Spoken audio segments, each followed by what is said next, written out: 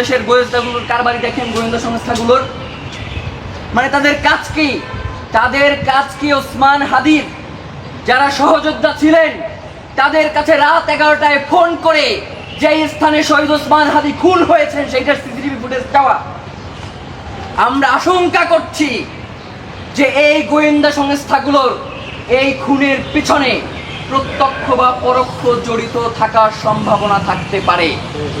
প্রিয় ভাইয়েরা, আপনি ভাবেন যে একটা রাষ্ট্র তার জাতীয় সংসদ নির্বাচনের একজন প্রার্থী ঢাকা ৮ আসনের মতো একজন গুরুত্বপূর্ণ জায়গায় সেই প্রার্থীকে গুলি করে তারা 10 থেকে 11 ঘন্টা সময় নিয়ে তারা ভারতে চলে যায়, অথচ আমাদের রাষ্ট্রীয় গোয়েন্দা সংস্থাগুলোর কাছে তার কোনো তথ্য থাকে না। মানে এই রাষ্ট্রীয় গোয়েন্দা সংস্থাগুলো দিয়ে আমরা কি করব যে এই রাষ্ট্র তার জনগণের নিয়ন্ত্রণ করতে পারে না? যেই গোয়েন্দা সংস্থাগুলো, প্রিয় ভাইয়েরা, আপনারা দেখেছেন যে কানাডার মাটিতে শিখ নেতাকে হত্যা করবার পরে ভারতের সাথে কানাডার প্রায় কূটনৈতিক সম্পর্ক ছিন্ন হয়ে গেছিল। ভারতের সাথে কানাডার সম্পর্ক ছিন্ন হওয়ার পরে যে গোয়েন্দা তথ্যগুলোর তারা তাদের বিভিন্ন এজেন্সির মধ্য দিয়ে তাদের যে গোয়েন্দা রিপোর্টগুলো প্রকাশ হয়েছে সেখানে এটা স্পষ্ট হয়েছে যে এই খুনের পিছনে ভারতের জড়িত রয়েছে। আজকে শহীদ ওসমান হাদির ক্ষেত্রেও তাই।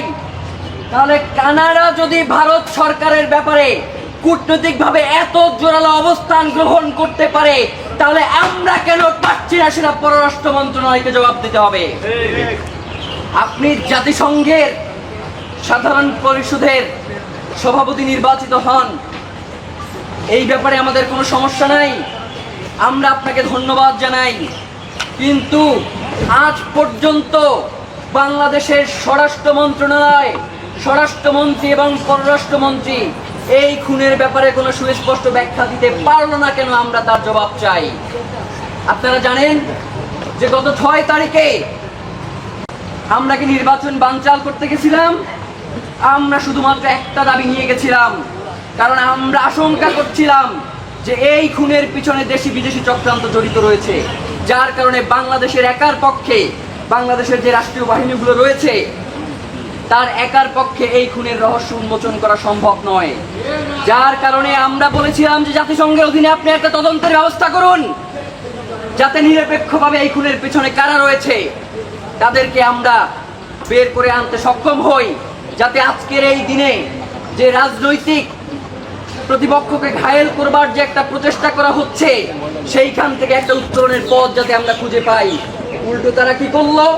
আমাদের উপরে অতর্কিত হামলা করলো, আমাদের শতাধিক ভাইকে তারা আহত করলো। প্রিয় ভাইয়েরা, আমরা আপনাদেরকে স্পষ্ট করে জানাই, আজকে যেহেতু প্রতীয়মান হয়েছে এই খুনের সাথে ভারত এবং স্পষ্টভাবে জড়িত রয়েছে, সুতরাং সরকারকে অবিলম্বে জাতিসংঘের অধীনে যেই তদন্ত, যেই চিঠি প্রেরণ করা হয়েছে সেখানের আপডেট কি সেটা আমাদেরকে জানাতে হবে এবং অতি দ্রুত সেই তদন্ত বাস্তবায়ন করতে হবে। বাংলাদেশের তদন্ত সংস্থাগুলো, আমরা যখন আদালতে যাই আমাদেরকে জিজ্ঞেস করে যে ডিবি তো ব্যর্থ হয়েছে, আপনারা নতুন করে কোন তদন্ত সংস্থা দিয়ে তদন্ত করাইতে চান?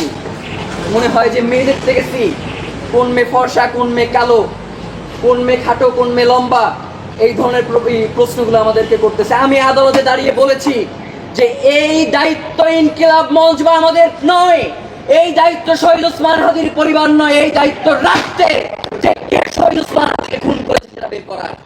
এই দায়িত্ব রাষ্ট্রের যে এই খুনের পিছনে কারা রয়েছে তাদেরকে খুঁজে বের করার। উল্টো বারংবার এই রাষ্ট্রের পক্ষ থেকে, এই সরকারের পক্ষ থেকে, তার সন্ত্রাসী বাহিনীর পক্ষ থেকে ইনকিলাব মঞ্চ এবং তার পরিবারকে অভিযুক্ত করে বিভিন্ন ধরনের বক্তব্য দেওয়া হচ্ছে।